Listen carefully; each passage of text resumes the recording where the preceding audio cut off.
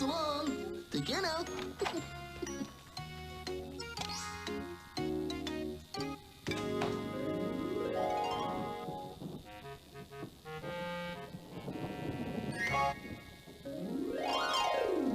Hey, everybody. It's time for Barney Says.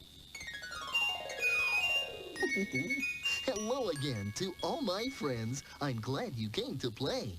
Our fun and learning never ends. Here's what we did today.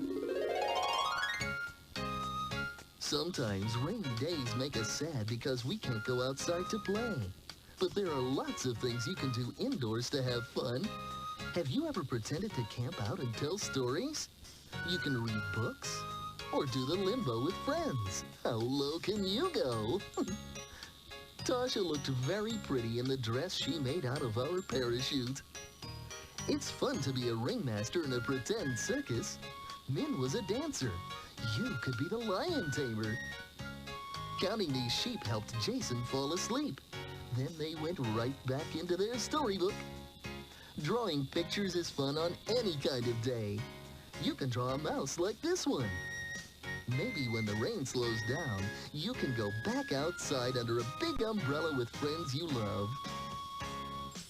And remember, I love you.